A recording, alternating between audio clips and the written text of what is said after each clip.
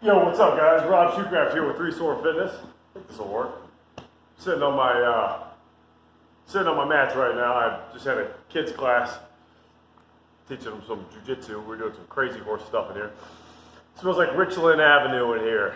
It's about two of my subscribers who might actually get that reference. Anyways, this came from a gym on Richland Avenue. Okay, in Athens, Ohio. Let me turn that fan off. 1 second, guys. Can I stand up a base? Carlos? I don't know if Carlos might. Don't know if my jiu-jitsu instructor is watching. I told him I stand up a base about 95% of the time, like that. He said you should make it 100%. Or he's like, he's not gonna let me teach his class anymore. Or help him with kids class or something like that. Anyways, okay, so yeah, this is a good segue because this kind of Carlos Mendes, my jiu-jitsu instructor, he's training for, he's going to fight in Vegas, Worlds in August. Just fly out in Vegas, check him out.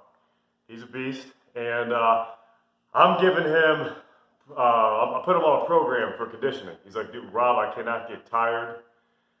What can you do for me? So I went to my go-to. This here is, that's what we're going to talk about today. This is Ultimate MMA Conditioning by Joel Jameison. Had this book for a couple of years now. I've used it for myself. Mainly, I haven't really had that many like conditioning goals, other than just to be able to kind of, if somebody walks up, hey Rob, we're playing basketball this weekend. You want to come? I know that I can confidently walk on a court, play casual sports, I could roll on the mats without completely being hosed. But to compete at an elite level is something different. To be, truly in good shape for your sport is something different. And this is a book that teaches you how to do that within the context of MMA, within the context of fighting sports. I will say. Oh, so that's why I did. I wanted to really kind of get into it, really kind of learn the ins and outs of it. And I did. I got in very good shape. I lost a little bit of strength, but, you can't train. Well, I'll get into that. What was I going to say? Yeah, let me just open by saying this is a great book. Even though it's, got picture of like shirtless Rich Franklin there, and a dude hitting, throwing elbows on the back, and it's called Ultimate MMA Conditioning. I would highly recommend this book for anybody who's just into conditioning at any level. It's extremely educational. It shows you. I mean, you could use this for, I'd imagine, probably anything from like CrossFit conditioning to, of course, well, you might want to just stick to CrossFit because they probably prepare you that way, but any sort of activity that requires you to work in short bursts, training. I know a lot of football coach. I first heard about this book from a football strength and conditioning coach who wanted to, prepare athletes different positions. Some are going to be running longer distances, and I don't play football. I don't know, but different requirements for different conditioning requirements, different. So he used a lot of Joel Jameison stuff, even though Joel's training fighters to get his athletes ready. So all that to say, there's the huge. I want to say like the first 50 pages of this are just explanations on all your different energy systems and what it means to like. When you say I got to do more cardio, like it's sort of like when I first realized that there's more to the core than just your rectus abdominis, like your six-pack muscles. And then after that, anytime I said core, I felt like I had to list every single muscle in the core, and no one even paying attention to me, and what the core really is. So I'm super self-conscious. This did the same thing for me with the word cardio, because there's 21 different types of cardio in here, and not just different workouts. In fact, that's actually, I'll get to that in a second too. He doesn't have workouts in here, really. He kind of does, but there's so many different kinds of cardio, so many different ways to work different systems and different elements of systems and get things working together and finding out what you need as a fighter, where you're weak, how to play on that, how to periodize your training, how to build up volume, how to taper it off, how to go into new blocks, how to train from. He's got this segment called 8 weeks out, and that's what Carlos and I are working on right now. And so you're 8 weeks out from the fight, and you are, he tells you how to approach it, how to attack it, and it's very customizable, and that's the whole point of it. He's teaching you how to build the best program for yourself or for your athlete. It's not just a book full of workouts. And some people, now he does have sections, where, this is like the aerobic conditioning sections where he has lists of workouts and depending on what your goal is for the time being, where you are in the block, how often, how the frequency and what examples are, and where your beats per minute should be, and how to measure all that stuff, how to see if you're making progress. Just like, again, this is like a teach a man to fish thing. He's not just giving you fish, he's teaching you how to do it yourself. And that's where people get kind of upset, because a lot of people, they just want to a book full of workouts.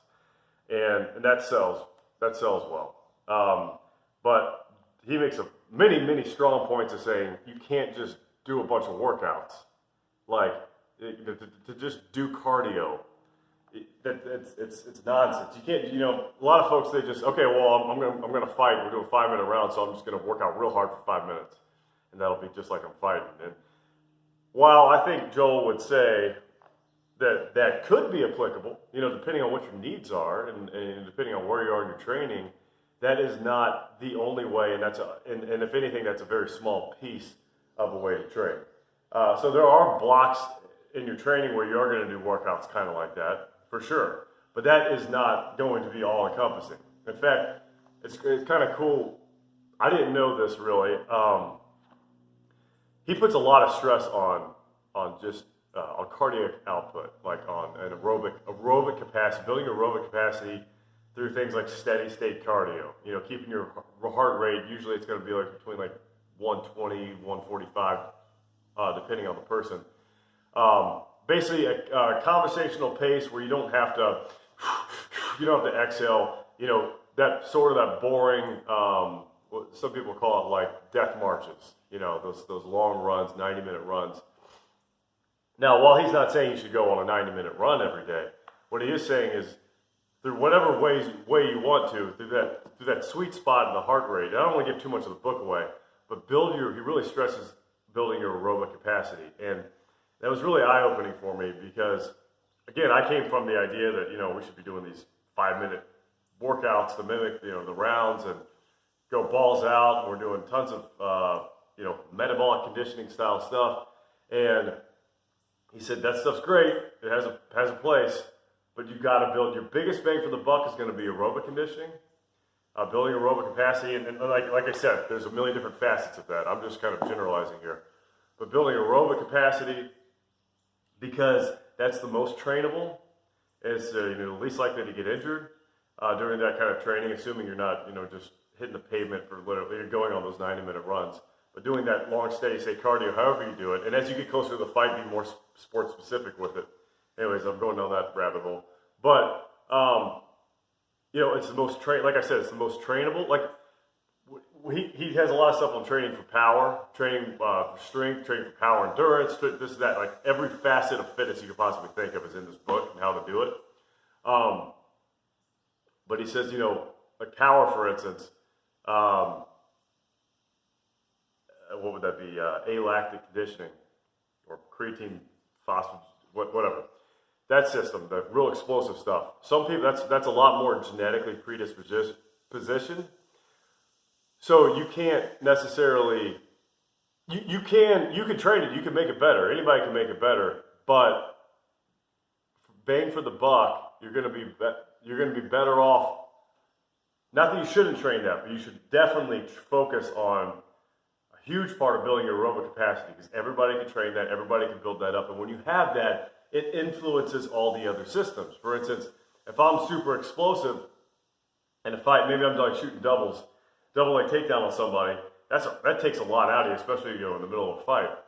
Well, if you have a strong aerobic system, you're going to get the nutrients you need back in to recover a lot faster. So you're going to recover between rounds. You're going to be able to be more explosive more often if you have the horsepower, that slow, that steady state energy, so to speak, refilling your tank. So it bleeds into everything, even kind of the more lactic conditioning, the burn, the stuff that makes you want to puke in a bucket, plays into that as well. You build your ventilatory threshold up so that you could fight in these higher intensities while staying aerobic. And in other words, you can go longer. So it's really cool. There's lots of little, that's just a small nugget of the book. There's a lot of little gems like that in this. My only gripe with it, and this isn't really a gripe, I actually kind of like that I don't think he's like sticking it to anybody, but I like that he's sticking to his guns, that he's saying, look, you need to learn how to do, everybody's different, everybody has different needs, you need to learn how to write your own programs, you need to, write your athletes' programs. I'm just going to give you a bunch of workouts to do. Like I said, there are sample workouts in here, but they're very, very small. It's like, we'll give an example of, what's that one? HICT, yeah. We want to increase your mitochondria, oxidize fast twitch fibers. He'll say like go real slow up a hill, or it gives just very small little examples. It's not like a full-blown workout, 1A, 1B, such and such rest in between. All that's in there, but it's not, if you're looking for something you can hang on your wall and follow along at home, this is not the book for you. I do kind of wish that, and this, maybe it's impossible, but I feel like he would have gotten a better reception on it if he maybe created either an extended the book or maybe made like a partner kind of, not a partner, what's the word? Like a companion guide that maybe had like different archetypes of different fighters in here. And maybe he did this, maybe I just missed it, or maybe he has it on his website. I think it's 8 Weeks Out is the name of the website. Maybe he's done this already, but like if you had like different archetypes, like, okay, you got a big, super heavyweight with terrible aerobic conditioning and super strong, he's got to fight in 10 weeks, what do you do? Like something like that. Or maybe you have like a dozen different fighters, and then he could actually put workouts in. We have access to this kind of equipment. But again, I mean, that book could be this long by the time you're done because everybody's different, to his point. So maybe it'd be kind of stupid, but I feel like people really get into that. Of course, I'm going back and forth here. He probably would have figured they're going to spend too much time on that and not read the stuff that matters. So I see why he did what he did. Sorry, I just had to air that out to think about that. I will say one time, like just kind of back on that aerobic, the importance of aerobic capacity and everything. I did this challenge at my old gym, the old gym I used to train, where I used to train. It was like, you had to do like 100 tractor tire flips, 100 burpees, and 100 thrusters or something in the fastest time possible. And I went in and I was in pretty good shape at the time, and I've been doing like tons of Tabata and that kind of crap, and decently strong. And I won. I beat the couple guys. I got the best time for like 2 days, and then this guy comes in who's decently strong, but a lot smaller and not as strong as me, but a triathlete, like a guy who does like triathlons for fun, and he destroyed me, absolutely wasted me, my time. He killed it. And I was just thinking, like, how the heck did he, like, I get that he's got a good, got a good heartbeat, and good lung capacity and whatever. I mean, I get that he can run a lot further than I can, but how can he flip a tire 100 times faster than I can, And that's when when I read this book, that stuff sort of dawned on me. I was like, I'm looking back all these times where I've been beaten by people in better shape, with better cardio than me. I'm like, okay, that really does, it bleeds into everything. So, you could be strong enough. He talks a lot about being like strong enough. Like you don't have to be able to deadlift 3 times your body weight. you know, for a fight, you know, you only have to be so strong. But the guy who could go the longest at the highest intensity is going to win, assuming, you know, they're all skilled in the same weight class. So, all right, I'm going around in circles. But yeah, it's just like I said, you don't have to care about MMA fighting whatsoever. You can despise it, and it's still a great book for just learning, you know, how to get fit, how to program for specific conditioning goals. All right, guys, that's all I got. Check out that book. It's also expensive. That's another gripe. It's like $65, I think, when I bought it a couple of years ago, because I guess there aren't a lot of them out there. If I could find a copy, I'll link to it. But I think $60 is the cheapest one. I might have spent like $50 on it. I think I bought a used copy. I don't even remember. But it's expensive. I'd say it's worth it. You know,